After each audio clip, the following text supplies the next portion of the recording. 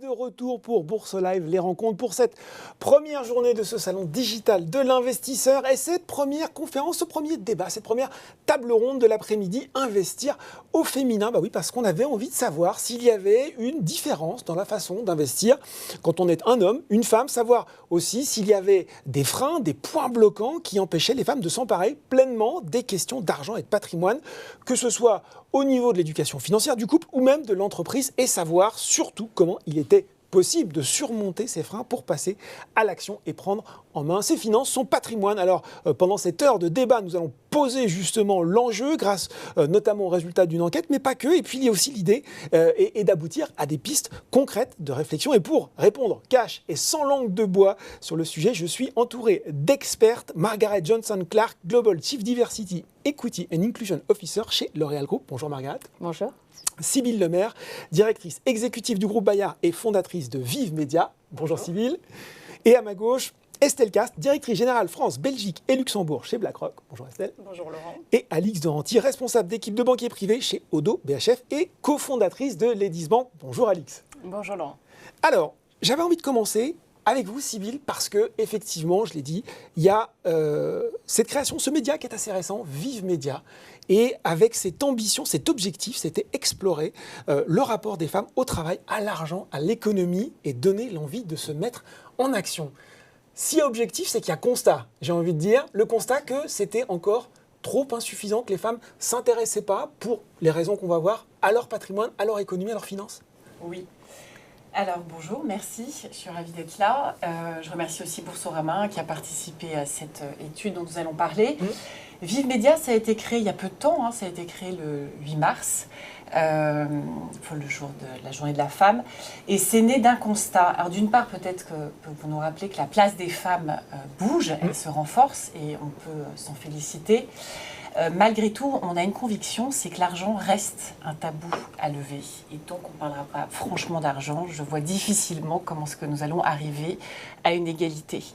Donc, c'est vrai que les femmes, en France, encore aujourd'hui, restent fragiles financièrement et elles ont un risque aigu de rester précaires financièrement. Alors, les raisons qui y concourent, peut-être rappelons ça avant de rentrer directement dans l'étude, elles sont multiples. Je n'en évoquais que certaines. Il y a des choix professionnels qui ont été faits, donc il y a une question d'orientation qui se pose. Il y a la question du temps partiel, dont on reparlera certainement, mais qui précarise beaucoup financièrement les femmes. Plus de temps partiel pour les femmes que pour les hommes. Ah oui, beaucoup plus. Elle surpondère à 90%. Donc on va dire que le ratio est assez évident. Loin de moi l'idée de penser ce que doivent faire les femmes, simplement il faut qu'elles en connaissent les conséquences. On entend trop encore aujourd'hui dans les entreprises, je vais prendre mon temps partiel, ça me coûtera moins cher de ne pas travailler le mercredi. Oui sur un court terme, non, et 10 fois non sur un long terme, puisque on verra les conséquences peuvent être importantes. Rappelons quand même qu'on a une très forte augmentation des familles monoparentales aujourd'hui en France. Et puis il y a au moment du passage à la retraite, c'est vrai qu'on rappelle souvent les inégalités, je pense qu'on le fera encore aujourd'hui, au niveau des salaires dans l'entreprise. Le chiffre que l'on connaît moins et que j'aime à rappeler, c'est qu'au moment du passage à la retraite, c'est 39 points d'écart. Donc on peut voir que la liste... Oui, 32 pensions de reversion inclus, si on veut être exact. Donc nous, on a essayé de prendre le sujet, j'allais dire, dans un collectif d'hommes et de femmes et d'adresser de façon extrêmement claire, fluide, limpide, immédiate cette question d'argent, comment s'en saisir. Et avant toute chose, il nous a semblé important effectivement de faire une étude. Un état des lieux, en quelque sorte. Un état des lieux, oui, qu'on connaissait quand même un peu intuitivement, et puis on n'est pas les premiers à discuter de ces sujets-là. Il y a eu beaucoup d'initiatives, et j'en vois déjà aussi beaucoup autour de la table, qui avaient initié ça. Nous, on s'est attelés en fait à rendre ça le plus, j'allais dire, disponible, lisible, évident, pour le grand public. Voilà, c'est pour tous et toutes. Donc l'étude, qu'est-ce qui montre ? Je vous parlerai vraiment en synthèse rapidement. Les grands points de cette étude. Les grands points, c'est que elles gèrent les femmes. elles gèrent très bien leur argent, en fait. Elles savent faire des budgets, elles savent gérer leur budget, sauf avec un grand S, elles le font dans la sphère domestique. En clair, c'est un syndrome, ce n'est pas moi qui l'ai nommé, puis je commence un peu, voilà, mais je ne me souviens plus du nom, elle m'en excusera. C'est le syndrome maman PQ, papa voiture. Je suis désolée, mais ça a l'avantage. Ouais, voilà, ouais. c'est je dépense pour ma famille, dans ma sphère domestique, mais... Et là, nous avons les banquières qui prendront le relais. Elles ne dépensent pas, dans le quotidien. C'est maman PQ, papa voiture. Je ne sais pas comment dire mieux les choses. Ouais. En fait, on va toutes le se reconnaître. Ouais. Voilà. Donc, elles regardent leur compte, mais elles investissent peu. Donc, c'est cantonné dans la sphère domestique. Et ça, c'est un problème parce que ça relève d'un enjeu d'éducation. Hein. Alors, il y a un chiffre qui n'a pas été donné dans l'étude, mais que j'ai revérifié avant d'arriver. À l'âge de 15 ans, il y a déjà 6 € d'écart. Dans l'argent de poche, c'est ça. Alors ça, j'ai vu, c'est vrai que c'est assez incroyable. Ouais, C'est-à-dire que les filles reçoivent en moyenne 6 € de moins que les garçons, c'est ça? Absolument, ce qui me fait assez souvent dire que tondre la pelouse rapporte plus d'argent que débarrasser la machine, mais c'est malheureusement vrai. Et effectivement, lorsque vous avez demandé autour de vous, tout le monde vous dit « mais non, jamais je donnerai moins d'argent ». Mais si, en fait, on donne beaucoup moins d'argent aux filles, peut-être parce qu'en réclament-elles moins aussi. C'est un point. L'art de la négociation se travaille dès le plus jeune âge. Dès le plus jeune âge, et lorsqu'on parle d'éducation, et c'est ça qui est important, parce que c'est aussi ce qu'on voit dans l'étude, très souvent les femmes parlent d'éducation en parlant de leurs filles, mais ce serait pas mal d'éduquer les fils. Ça, c'est une maman de 2 garçons qui parle. Mais aussi leurs conjoints. Et ça, c'est ce qu'on revoit beaucoup dans la communauté de Vive aujourd'hui qui a grossi et sur lequel on travaille beaucoup. Il y a une difficulté d'énonciation du sujet pour les femmes en famille. Et notamment vis-à-vis de leurs conjoints, parce qu'elles sont quand même assez conscientes qu'elles connaissent faiblement le patrimoine familial, ce qui est un vrai sujet. Et nous, ce qu'on essaye de faire, c'est effectivement d'abord révéler, mais aussi mettre en action comment énoncer ces sujets pour que ça ne devienne pas un espèce de pugilat. Parce que c'est toute la chaîne de transmission, puisqu'il s'agit aussi, bien évidemment, au moment où elles reçoivent des sommes d'argent de leur famille, qu'il va falloir qu'elles adressent ces sujets-là aussi avec les parents. Donc l'éducation des filles, oui, des garçons encore mieux, aussi, de leurs conjoints. C'est pour ça que nous avons des hommes dans ce média, ça nous semble une urgente nécessité, et des parents. Et surtout, c'est un sujet, et j'en terminerai par là, parce que sinon je vais prendre trop de la parole, mais en fait, ça ne fait pas partie de leur équation personnelle de vie. Elles ne se projettent pas. Il y a un enjeu de projection. En tout cas, elles ont une position très court-termiste de leur gestion de leurs finances.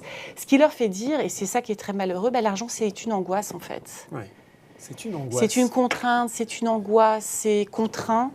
Et le terme liberté n'est évoqué que par moins de 30% d'entre elles. Et c'est trop peu un outil de liberté aujourd'hui. Comment réussir à vraiment changer cela, c'est un peu notre enjeu premier.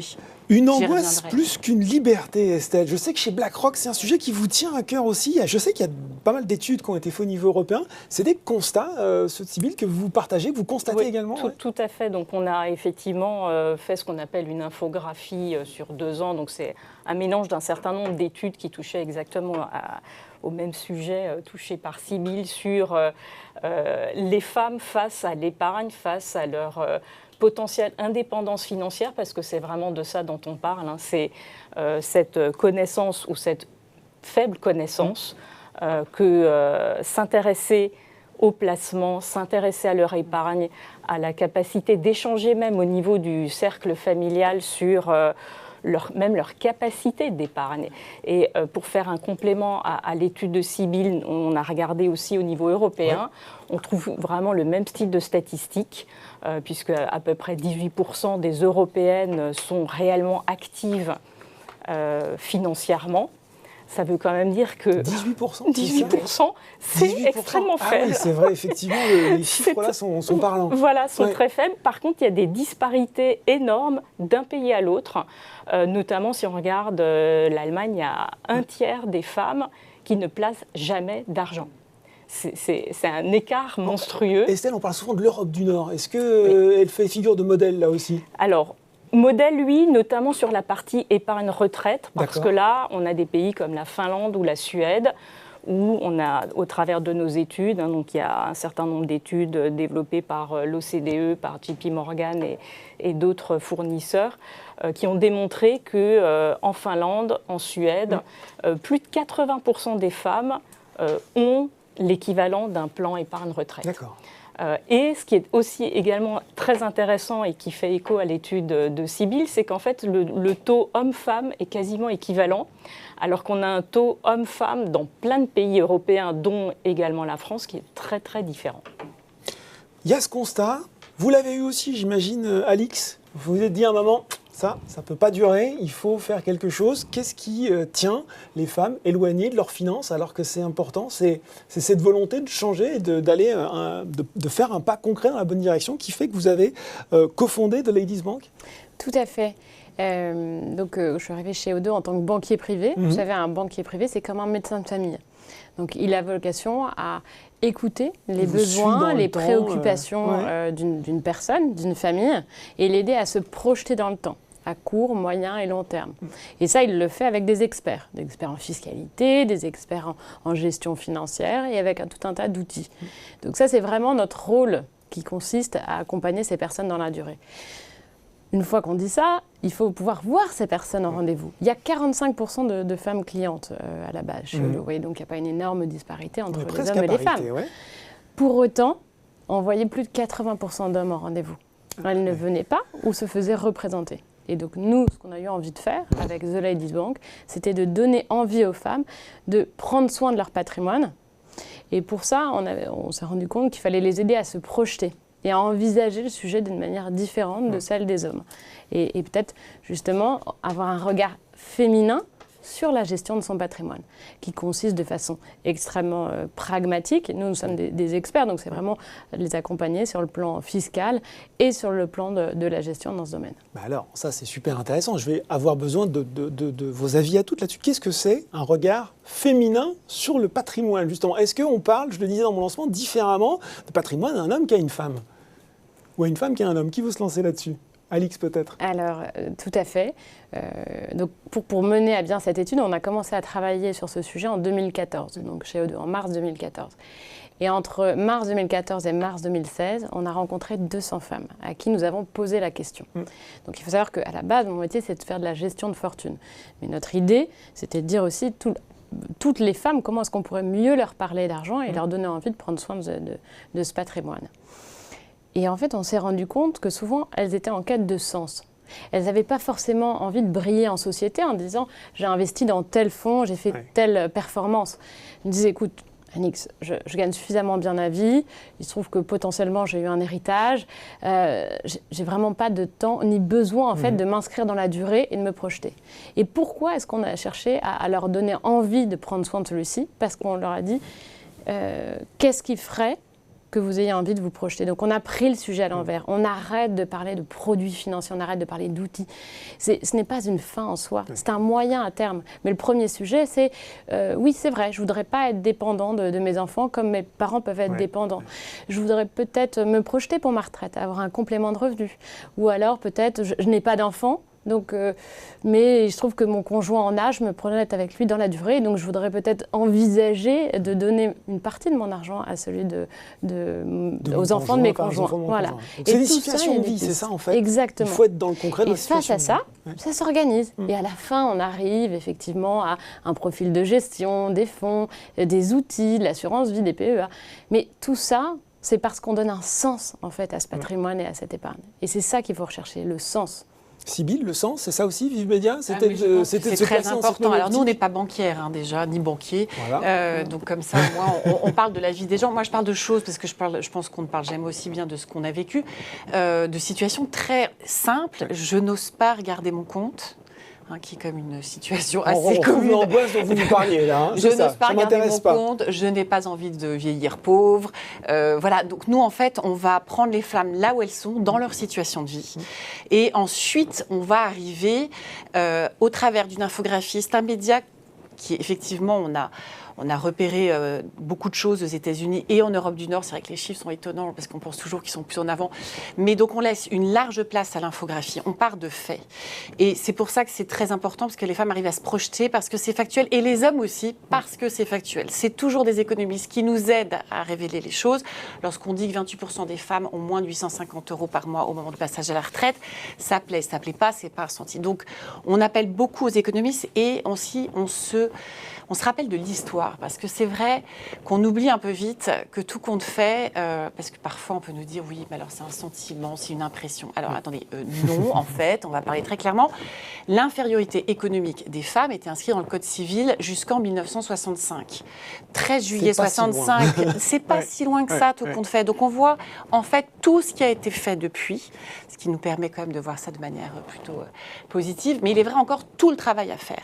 Et la sémantique, et c'est vrai que nous on a une newsletter qui a beaucoup plu, c'est impôt à la source, est-ce qu'on se fait avoir ? Bah oui, en fait, on se fait avoir. Pardon, je suis désolée de le dire, mais la sémantique... Même taux, c'est ça ? Et j'ai mis du temps à comprendre, donc j'ai même pris mes notes en me disant est-ce que je vais me retromper encore une fois entre le taux conjugalisé et le taux individualisé. Ouais. Alors là, vraiment, la sémantique n'aide pas. Et c'est là où je rejoins, il y a un gros travail à faire de compréhension. Ça veut dire quoi, tout compte fait ? Investir, ça veut dire quoi ? Un plan d'épargne, ça veut dire... Si vous regardez, c'est l'étude le montre, personne n'ose le dire, mais ça ne veut pas dire grand-chose, ce qu'on fait. Et c'est vrai que cette sémantique, on le retrouve même dans les politiques publiques, ont besoin d'être sacrément simplifiées parce que l'impact, là aussi, est important sur la précarisation des femmes. L'INSEE nous le démontre. Le pauvre du couple, en tout cas en France, dans 75%, ce sont les femmes. Et le taux d'imposition des hommes, grâce à ce taux-là, baisse de 13 points et celui des femmes augmente de 6 points. Donc vous voyez, ça se fait un peu partout, d'où l'importance effectivement, je pense, d'avoir un choc de simplification sur les termes employés en tout cas. Et ça se retrouve typiquement dans les études quand on pose des questions aux hommes et aux femmes, et notamment post-pandémie. Quelle est votre situation financière aujourd'hui ? Comment vous voyez votre épargne ? On a quand même une femme sur deux qui aujourd'hui sont inquiètes, contre à peu près un homme sur 3. Donc ça se retrouve tout à fait dans ce que Sybille soulignait. Et je voulais juste revenir sur le point, l'épargne, c'est quoi concrètement ? On a regardé chez BlackRock, si on plaçait 10 000 € il y a 40 ans, sur un livret A ou un équivalent d'un livret A, combien on a aujourd'hui ? On a à peu près 35 000 €. On a fait ça pour tout un tas de pays européens. Donc je dis vraiment c'est un équivalent de livret A. Si vous aviez placé la même somme sur les marchés financiers, donc vraiment de l'épargne financière, très diversifiée, donc comme le soulignait Alix, vraiment un investissement conservateur, profil, monde, tout ce qu'il y a de plus classique, vous auriez plus de 550 000 € aujourd'hui. Donc on voit bien, c'est-à-dire que les femmes sont plus précaires. Vous aviez parlé tout à l'heure, Sybille, en préambule, de temps partiel. Les femmes sont plus sujettes au temps partiel. Elles ont des carrières plus courtes. Elles gagnent très souvent moins d'argent que les hommes encore aujourd'hui, même s'il y a eu énormément de progrès. Et c'est vrai qu'elles se préparent quand même moins bien également à leur épargne de long terme et leur retraite. Estelle a dit qu'elle gagne en moyenne moins d'argent que les hommes. Ça, c'est un thème important au sein de l'entreprise. Margaret, chez L'Oréal, comment on s'assure que, justement, les femmes, et ça va être intéressant de savoir combien il y a de collaboratrices au sein de L'Oréal, et si, justement, leur cas est surveillé avec attention pour qu'on évite un petit peu tous les biais dont on n'a pas encore parlé, mais du plafond de verre, des carrières qui sont plus freinées. Comment vous regardez tout ça chez L'Oréal ? Alors, nous, on le regarde, on l'analyse depuis 20 ans, en fait. Donc, c'est pas quelque chose de récent. Et donc, ça nous permet de regarder dans l'ensemble de nos pays. Donc, le groupe opère sur à peu près dans 150 pays aujourd'hui. On a plus de 85 000 collaborateurs et collaboratrices. Et ça nous permet vraiment de mesurer, justement, là où sont les freins. Donc, on a mis en place un certain nombre de mesures concrètes, comme analyser les écarts de salaire. Donc, ce qu'on fait depuis 2007 en France, et puis depuis quelques années au niveau international. On a mis en place des outils pour justement éviter, parce que toutes nos équipes étaient certaines et certains de ne pas créer des écarts. Néanmoins, il y en avait. Donc, ça nous a permis vraiment, en le mesurant d'année après année, déjà équipe par équipe, de prendre conscience et donc de rectifier. On a 69% de femmes dans nos équipes. Sachant que, évidemment, il y a une répartition, donc les écarts de salaire, on les regarde à poste équivalent à travers l'ensemble de l'entreprise. Il y a aussi d'autres choses qu'on peut faire pour mesurer et pour nous aider à avancer plus vite, c'est avec des certifications qui sont faites par un tiers, comme GIS ou EDGE, qui sont des organisations. Donc, nous, on a plus de, on va dire, le siège le fait, mais plus d'une quarantaine d'entités à travers le monde qui travaillent avec eux, et ensuite c'est certifié par des entités comme Bureau Veritas qui viennent certifier. Donc ça nous permet aussi d'avoir des roadmaps pour voir où les inégalités sont entre les femmes et les hommes. Est-ce qu'aujourd'hui, le COMEX de L'Oréal, il est à parité? Alors, il a beaucoup avancé. C'est probablement la seule instance où on n'est pas arrivé à l'équité de genre. On est à 32% de femmes. Par contre, ce qui est important de savoir, c'est qu'on a vraiment la majorité, enfin près de 60% de nos dirigeantes de nos marques internationales sont des femmes, près de 49% de nos expatriés sont des femmes, et plus de 55% de nos dirigeants, enfin de nos leaders à travers la société sont des femmes. On a aussi, donc on a une marge de progrès sur le COMEX, c'est clair, 32%, mais c'est vrai que c'est un effort qui est vraiment porté par notre leadership. Donc c'est très différent, c'est pas moi qui dois le porter seul ou avec des femmes. C'est vraiment l'affaire de tous. Ouais. Parmi les freins, il y en a que vous identifiez dans les progressions de carrière des femmes au sein de L'Oréal, par exemple? Bien sûr. Ouais. Un des freins, c'est, je pense que vous l'avez plusieurs dit, vous l'avez dit dans le sens où c'est vrai qu'une femme a très souvent, quelle que soit la culture d'origine, quelle que soit la nationalité, quel que soit le poste, parfois cette difficulté d'oser aller pour le poste supérieur. Donc ça, c'est vrai que nous, on a mis en place un certain nombre de formation, d'accompagnement pour permettre la libération de la parole, mais aussi le fait de pouvoir oser négocier. Oui, c'est ça, parce qu'on parlait de l'argent de poche, mais est-ce que ça se poursuit sur le salaire? Est-ce que les femmes négocient moins leur salaire que les hommes? Tout à fait. C'est ce qu'on entend souvent. Oui, et souvent, ça démarre lors du premier job, en fait. Ouais. Et d'où l'écart. C'est-à-dire que l'écart se creuse dès le départ. Dès le départ. Ouais. Donc ça, c'est vrai que c'est quelque chose. Et puis après, il y a d'autres choses comme les congés parentaux auxquels on croit beaucoup. Et c'est très important de permettre aux femmes, mais aussi c'est important de permettre aux hommes et aux coparents de pouvoir partir. Et donc aussi, c'est aujourd'hui vraiment, en tout cas dans notre feuille de route, en tant que responsabilité sociétale, de se dire il faut vraiment qu'on donne l'exemple et qu'on permette à tous et à toutes de trouver cet équilibre. Et donc, c'est pas que là, par exemple, typiquement, devenir maman n'est pas réservé qu'aux mamans. Les femmes dans l'entreprise, les femmes dans les entreprises de finance, est-ce que si la finance parle pas forcément très bien quand je vous écoute aux femmes, est-ce que c'est parce qu'il y a trop d'hommes dans les métiers de la finance et qu'ils n'ont pas justement bien intégré ça, mesdames? Alors, si moi je rebondis sur la partie BlackRock, et je pense que je vais prendre mon cas particulier. Donc, je suis responsable de pays, de régions. En Europe continentale, on est 63% de femmes. Donc là, on fait ce qu'on dit. Et on le fait vraiment, on va jusqu'au bout. Alors pareil, comme pour L'Oréal, au niveau du board, donc du conseil d'administration, on n'est pas encore arrivé à la parité. Il y a 7 femmes sur 18 membres, mais néanmoins, il y a aussi vraiment une volonté de diversité au sein de ce conseil d'administration. Donc ça, c'est également très important et c'est porté, comme chez L'Oréal, par tous les membres du COMEX, tous les membres du board, absolument partout dans l'entreprise. Il y a également des initiatives, notamment de networking. Donc, on a le plus gros network au sein de BlackRock, donc 18 000 personnes, 4 500 personnes inscrites dans... Je vérifie même le chiffre, parce que je crois que c'est même plus, c'est 5 500 membres, pardon, qui sont membres de WIN, donc qui est vraiment le network Women de BlackRock, et qui se réunit très régulièrement, qui propose du mentoring pour les jeunes femmes et les femmes seniors, qui préparent même à être administratrices au sein de board. Donc il y a une volonté d'accompagner. Et Sybille parlait vraiment en préambule d'éducation, et je pense que ça commence vraiment très très jeune. Nous, on a fait le même constat que Alix et autour de la table, c'est que en fait, c'est les jeunes femmes. C'est même, ça commence au niveau de l'argent de poche, mais ça commence quasiment au collège et au lycée. On se rajoute une option money management au collège, peut-être? Voilà, tout à fait. Alors nous, on s'est rendu compte qu'il y avait ce gap qui était très important.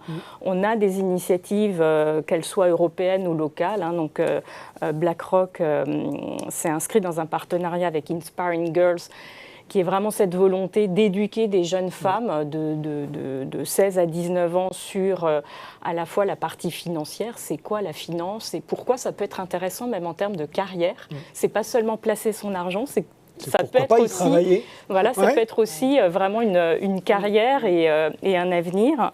Une autre initiative vraiment beaucoup plus franco-française, c'est Startup Kids. Et là, c'est encore une cohorte plus jeune, puisque là, c'est du 12-18 ans.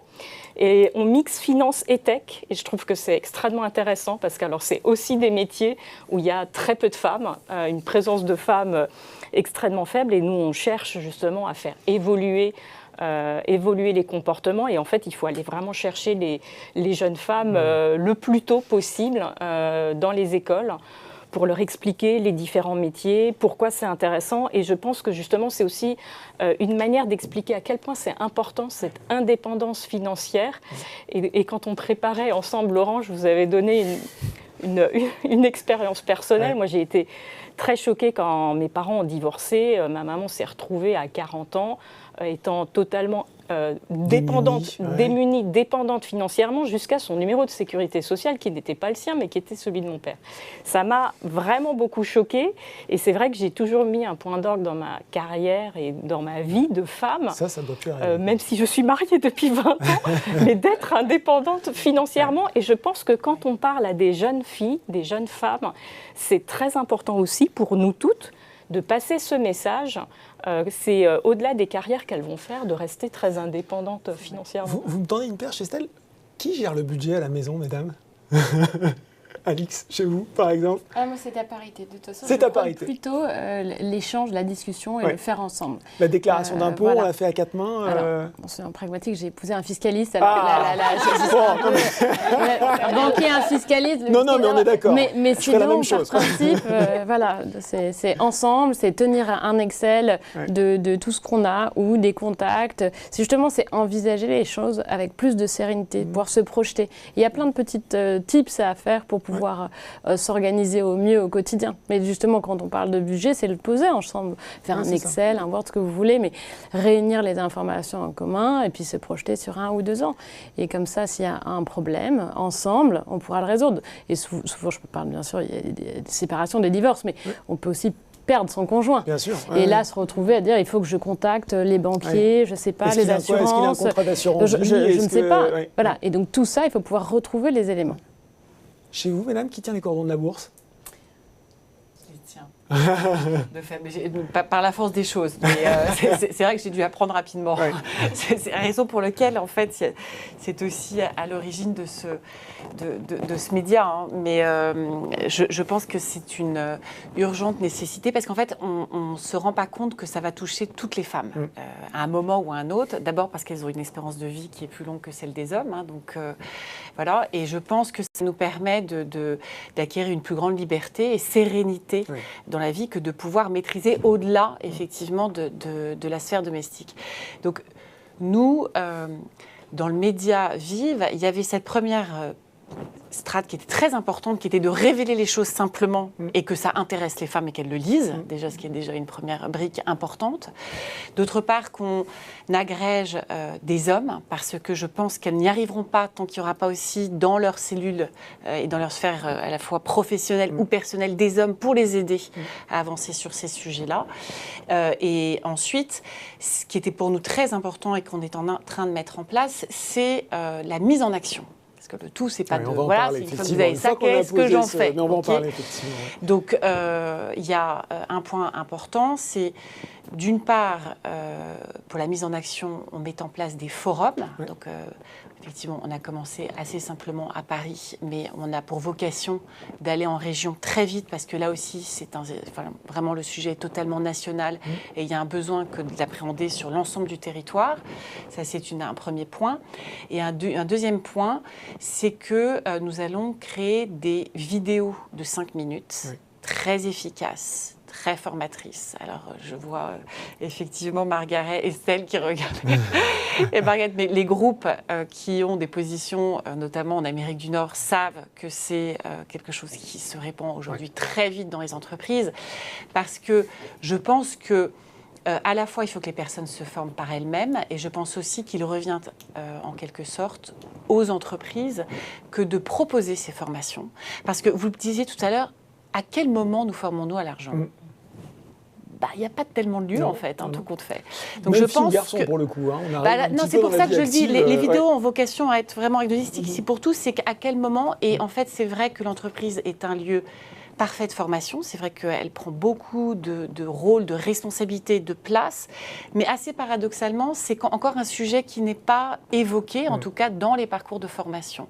Donc, qui mieux que, j'allais dire, les entreprises pour le faire, les banques qui ont à la fois un rôle vis-à-vis, je lance, mais vis-à-vis de leurs employés et de leurs clients, j'ai envie de dire, et qui ont quand même un vivier extrêmement fort de ce côté-là. On a collectivement une responsabilité vis-à-vis de ce sujet. Et je voulais rebondir sur ce que disait effectivement Margaret. C'est vrai qu'il va être très compliqué de gérer les inégalités au travail si celles-ci ne sont pas opérées aussi à la maison. Puisqu'il y a quand même, et on le voit de plus en plus dans le rapport au travail que nous devons opérer en tant que dirigeants et pilotage en entreprise, il devient urgent effectivement on l'a vu pendant la crise Covid, ça a été encore plus mis en lumière que tout le monde était à la maison, mais tout le monde ne faisait pas les mêmes choses à la maison. Le mari était plutôt sur son boulot en télétravail et puis sa compagne gérait un peu tout le reste. Oui, mais l'entreprise ne pourra pas gérer ça seule mais disons si que ça effectivement la sphère aussi familiale n'est pas appréhendée différemment. Ce qui est intéressant, c'est que ce sont les entreprises qui ont, par exemple pour les 10 banques, nous on a une initiative chez ODO BHF qui est en parallèle, c'est un engagement en parallèle de nos métiers, toutes les personnes qui travaillent pour les 10 banques. Et donc on a été beaucoup sollicités par des entreprises pour aller former généralement plutôt leur cercle de femmes, je dois dire, plutôt que des cercles d'hommes. Et de la même manière, on a été énormément sollicités par des universités pour aller former leurs étudiants à s'organiser, à savoir commencer à budgéter et puis à avoir quelques clés pour s'organiser, pour gérer leur patrimoine. Et il est capital justement de commencer à inculquer un petit peu ces règles de base qui permettent à tout à chacun après de s'organiser dans son quotidien, soit avec tous les experts dont on a à disposition dans les banques de taille, etc., soit avec des spécialistes en gestion financière. Donc, c'est vrai que vous aviez déjà fait un travail absolument formidable. Moi, je reste assez convaincue qu'il faut qu'on embarque via les entreprises, justement, les hommes, parce que sinon, nous, ce qui remonte beaucoup du média aujourd'hui, c'est que elles ont du mal, les femmes qui nous suivent ont quand même encore du mal à en parler assez librement avec leurs conjoints, de façon vraiment agnostique, tout milieu social confondu, il y a une difficulté à en parler. Donc en fait, je pense que, je pars du principe que nul ne souhaite faire le mal, mais en fait, par méconnaissance aussi des hommes sur ces sujets-là, c'est une plus grande difficulté pour elles, une manière de les aider. Mais c'est vrai que l'entreprise peut être aussi une opportunité de... Par exemple, nous, on avait lancé il y a quelques années une collaboration en France, avec les Glorieuses, pour avoir une lettre, comme un blog en fait, pas que pour le Réalien, mais pour tout le monde, sur les femmes et l'argent. Et c'était pour aussi donner la parole à des autrices et des auteurs à travers le monde, avec un angle très économique, mais sur les femmes et l'argent, pour essayer de créer un dialogue. Et donc on a eu, c'était très intéressant, des lecteurs et des lectrices en interne de l'ensemble des pays. Donc on l'a fait en anglais pour pouvoir dépasser les frontières. Pour aussi, c'est un lieu d'échange. C'est-à-dire que nous, on offre beaucoup de formations sur les biais inconscients, sur le sexisme au quotidien, toutes ces choses qui peuvent aussi permettre d'avoir un échange et qui ne sont pas réservées aux femmes, qui sont réservées à tous en fait. Et ça permet après d'avoir des discussions, notamment avec nos équipes, par exemple à la communication financière, pour essayer, quand on a lancé un plan d'actionnariat salarial pour la 3e fois cette année, on l'avait lancé en 2018 et 2020, et c'est très intéressant parce qu'on voit qu'il y a de plus en plus de femmes qui souscrivent, mais on n'est pas encore à équité. Donc il y a aussi tout un travail, là on n'a pas encore tous les chiffres finalisés, mais la proportion de femmes éligibles souscrivent moins. Donc on a encore un effort à faire c'est des discussions qui se font en effet en cercle plus restreint et pas nécessairement via une formation obligatoire, mais justement de permettre d'éduquer, de sensibiliser et de partager via aussi, nous on croit beaucoup dans le mentoring, donc c'est aussi des choses qui peuvent passer, des messages qui peuvent passer, ou en tout cas des échanges qui peuvent être constructifs aussi. Et je crois qu'Estelle parlait des initiatives de BlackRock, mais il y a une initiative intéressante chez L'Oréal, c'est Bol, le fonds qui peut soutenir des jeunes créatrices d'entreprises, c'est Absolument. Alors, c'est un Bold, donc en fait, c'est un fonds de capital risque. Ouais. Et là, l'idée, c'était donc on l'a fait là, au printemps, en mai du mois 2020, on l'a lancé le Bold Female Founders, vraiment destiné à des femmes pour promouvoir l'entrepreneuriat au féminin et les startups féminines. Donc c'est vraiment quelque chose où le groupe a voulu a vraiment voulu poser, ou en tout cas oser vraiment accentuer vraiment ça, parce que en effet, malheureusement, les femmes, les startups lancées, initiées, fondées par des femmes restent encore beaucoup trop petites. Donc là, c'est quelque chose qui est complètement international. La première tranche était quand même un engagement fort de 25 millions d'euros, donc c'était quand même quelque chose de vraiment important. Et vraiment, ça a été formidable. C'est une grande fierté. Oui, tout à fait. Estelle, je crois que vous vouliez ajouter quelque chose. On est en train de lancer avec les Nations Unies, donc le UN Women, des partenariats vraiment dans le même ordre d'idées, c'est-à-dire accompagner les femmes dans le private equity, c'est-à-dire des lancements d'entreprises, des entreprises qui sont déjà arrivées à un certain stade de développement, avec effectivement UN Women.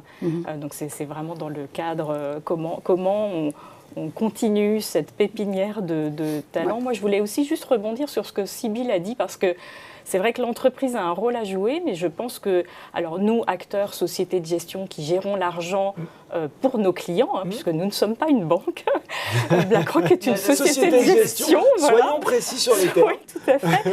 On a déjà des initiatives telles que celles avec Boursorama, avec des petites vidéos de l'éducationnel, qui, je pense, sont également des bons outils, des bons terreaux pour expliquer la simplicité des outils, comme un outil comme un ETF, ultra accessible, super simple. À partir de 25 €, on peut commencer à se créer un petit patrimoine, mais c'est vraiment à force d'investir régulièrement qu'on y arrive sur le long terme. Alors ça, c'est intéressant, parce que on va déboucher finalement sur la dernière partie. On a fait le constat de cette situation, on a vu un petit peu les freins, et puis maintenant on a envie de dire, ok, c'est bien joli tout ça, mais qu'est-ce qu'on fait là concrètement pour les femmes ou les hommes, jeunes ou moins jeunes, qui nous regardent déjà? Comment on peut s'y prendre? Est-ce qu'il y a des recettes, des choses simples à mettre en action? C'était un de vos mots, Sybille. Et puis surtout, est-ce qu'il y a des situations différentes selon les âges, aussi selon les époques? Alors, deux questions. Une, peut-être Alice, déjà, moi j'ai envie d'entendre la banquière, là pour le coup, m'expliquer. Alors voilà, j'arrive en consultation. Qu'est-ce que je suis une femme? Excusez-moi, il fallait un petit effort d'imagination. Qu'est-ce que vous faites là maintenant pour que j'investisse, je prenne en main mon patrimoine? Alors, c'est une très bonne chose, parce que souvent on nous dit qu'est-ce que je fais pour investir? Avant d'investir, on va analyser ce que vous avez déjà. Oui. On va faire un audit, on va poser les choses. Et donc, surtout, il est urgent de ne pas se précipiter dans un investissement sans donner du sens à ça. Donc, la première chose, c'est je fais un audit personnel et je fais un audit, si je suis en couple, dans mon couple. Mais ça veut dire quoi? Ça veut dire aussi bien, je vais analyser mon régime matrimonial. Quelles sont les incidences de celui-ci si l'un des deux décède ou si nous nous séparons? C'est indispensable de le faire. Et on se rend compte que 90% des gens ne connaissent pas l'incidence de leur régime matrimonial si celui-ci est dissous. Donc ça, c'est vraiment la première clé pour gagner en indépendance ou gagner en légèreté. Oui, c'est pouvoir dire, bon, très bien, j'envisage l'avenir avec sérénité, parce que quand on sait, quand on a bien préparé et organisé avec un contrat de mariage, la porte est ouverte. Donc on réagit très librement. Et si on doit passer par la porte pour mille et une raisons, eh bien on sait exactement comment ça va se dérouler. Donc ça, c'est la première clé. Enfin, la seconde étape, c'est qu'une fois qu'on a fait cet audit, je me permets de préciser qu'il y a un petit cas particulier aussi pour tout ce qui est entrepreneur. De la même manière qu'on a un contrat de mariage, il y a un contrat quand on est entrepreneur, quand on monte une boîte avec quelqu'un. C'est la même chose. Il faut y accorder autant d'importance. Un pacte d'actionnaires, il faut le préparer. Il faut anticiper la sortie. Pourquoi? Parce que de tous les cas, le jour venu, ce sera toujours utile. Donc ça, c'est la première clé. Ensuite, on se projette. Donc une fois qu'on a analysé et qu'on a discuté, on se projette. On se projette seul ou à deux. Mais même si on souhaite construire son patrimoine chacun de son côté, il faut le faire en connaissance de cause, exactement, et pour que ça ait du sens. Il faut que chacun puisse avoir de côté, effectivement, chacun ou ensemble. Moi, je suis très... de quoi financer, ça va être les vacances dans un premier temps, changer d'appartement, et puis à plus long terme, la retraite. Et en fonction de chacun de ces projets de vie, on va réfléchir. Combien est-ce combien je peux épargner déjà. Donc épargner, c'est juste mettre de côté entre la différence entre ce qu'on gagne et tout ce qu'on va dépenser. Donc le delta entre les deux, la différence, va servir pour les loisirs, pour changer d'appartement ou plus tard pour la retraite. Et en fonction de ça, où est-ce que j'alloue en fait dans chacun de ces projets. Et en fonction de la durée, donc l'horizon de ces projets, là, on va commencer à d'abord choisir une enveloppe en fonction de la fiscalité, puis à investir. Voilà. Et donc c'est comme ça qu'on va anticiper les choses. Et donc le dernier mot, c'est qu'on va pouvoir profiter. Parce qu'une fois qu'on a bien organisé ça, on va pouvoir profiter. Et c'est pas parce qu'on l'a organisé que ça ne peut pas évoluer. Donc c'est ça la clé. Mais quand je vous entends, en fait, il y a vraiment, et pour le coup, quelque chose qui n'est pas si compliqué, c'est-à-dire qu'il faut commencer à en parler, quoi. C'est-à-dire mettre un petit peu carte sur table et commencer à dire, bon, ben voilà, finalement, parce que je pense qu'à commencer par le contrat de mariage, on le signe pour mieux l'oublier par la suite, et effectivement, sans comprendre vraiment les conséquences. Vive, c'est ça aussi l'objectif, c'est du concret, du plan d'action, on passe à l'action. Alors, comment on passe à l'action avec Vive ? Alors, nous, on a décidé de le faire sous différents formats. Je vous invite déjà à regarder vivemedia.fr. Là, je vous le dis d'autant plus que la newsletter est totalement gratuite. Comme elle est gratuite. Donc, on fait les choses correctement. Donc, la newsletter, elle permet exactement, comme le souligne Alix, de partir de situations de vie. Et je pense que c'est très important. C'est le seul moyen pour les femmes et pour les hommes aussi de se projeter par rapport à tout ce qui a été dit. Ensuite, on lance là, dans 15 jours, un podcast qui a le mérite d'être assez éclairant, qui s'appelle Osons l'oseille. Donc il y a 12 épisodes qui viennent en fait remettre ces sujets-là par rapport à des situations de vie, mais aussi par rapport à de l'histoire, par rapport à des personnalités qui vont expliquer en fait nos freins. Parce qu'en fait, on ne comprend jamais aussi bien les choses que lorsqu'on les aborde par les freins. Qu'est-ce qui fait qu'on ne le fait pas ? Voilà, et on en est très fiers. On fait ça avec Louis Média, qui est une formidable entreprise. Alors, c'est vrai qu'on a beaucoup aussi échangé avec Rebecca Absalem, des Glorieuses qu'on connaît bien, voilà, sur un sujet très pragmatiquement, Osons l'oseille. Donc effectivement, c'est un parcours de formation. Et à la rentrée, nous travaillons donc sur ces vidéos de formation qui ont la particularité à la fois de pouvoir être pluguées dans les outils intranet des entreprises de manière extrêmement facile, et d'autre part ensuite de proposer des parcours de formation individualisés, parce que je pense que c'est une grande nécessité à un moment d'arriver sur un parcours qui est le sien et de pouvoir échanger effectivement sur toutes les situations que Alix soulignait.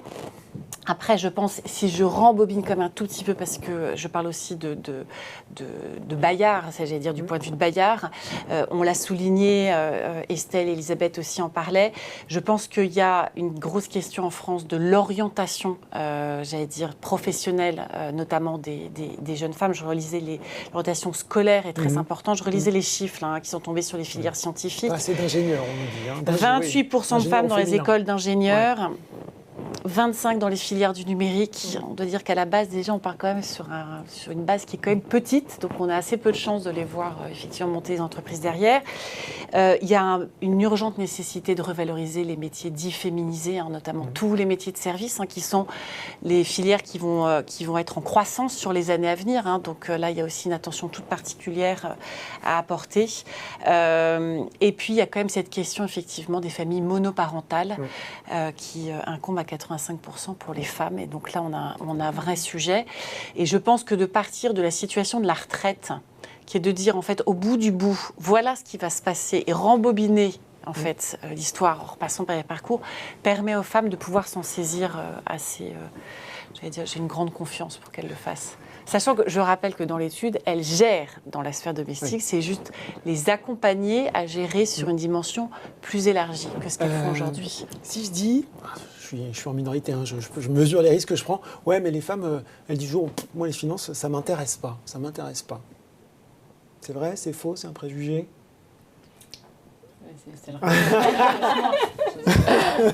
Non, je pense pas que ça ne m'intéresse pas. Non. Il y a une crainte, en fait, de la partie financière.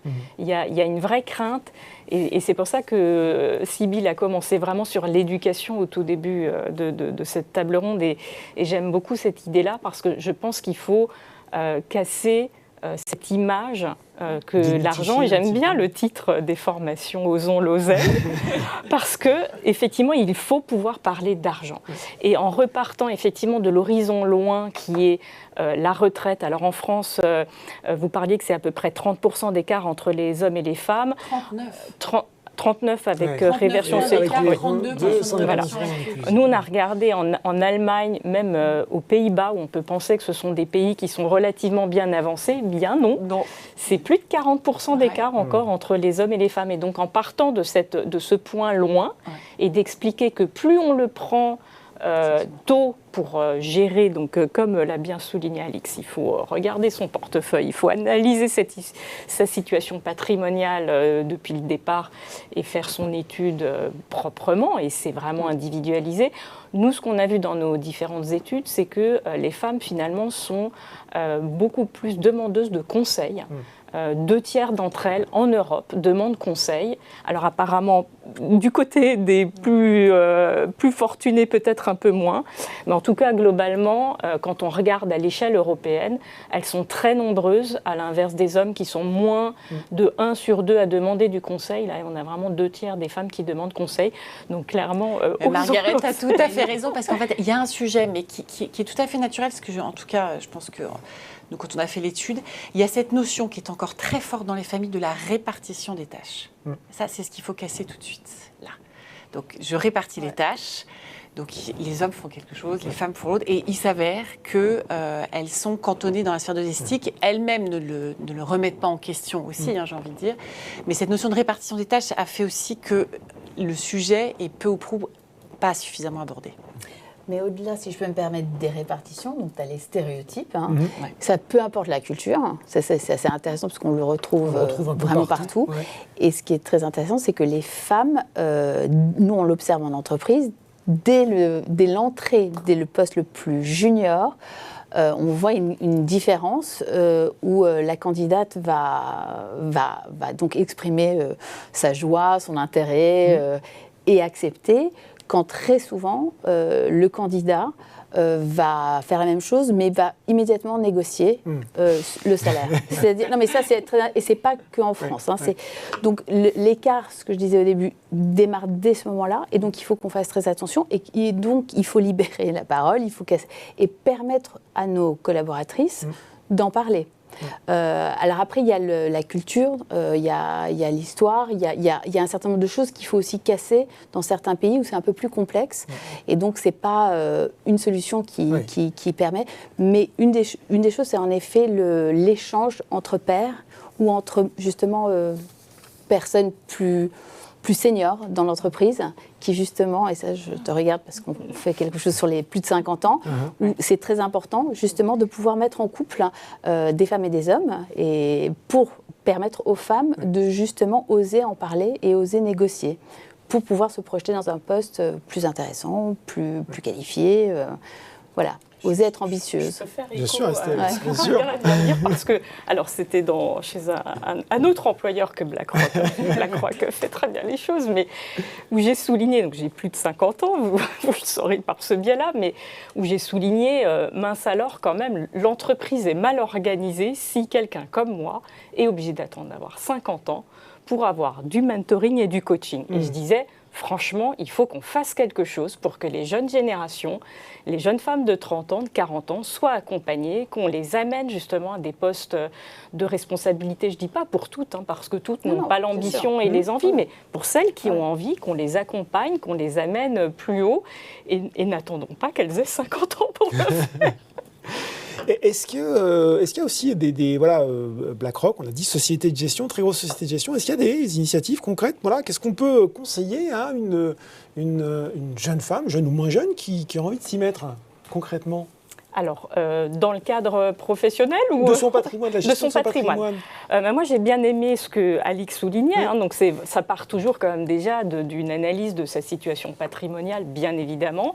Faire appel à un conseiller également, ou une plateforme qui est très bien faite comme Boursorama, bien évidemment, avec tout un tas de vidéos tutoriels pour accéder à des investissements simplifiés, simples, comme justement je le soulignais tout à l'heure, des ETF. On peut s'exposer à n'importe quel indice dans le monde du thématique, du géographique et autres, à partir de 25 €. Donc c'est des choses vraiment très simples, notamment au travers de BlackRock iShares.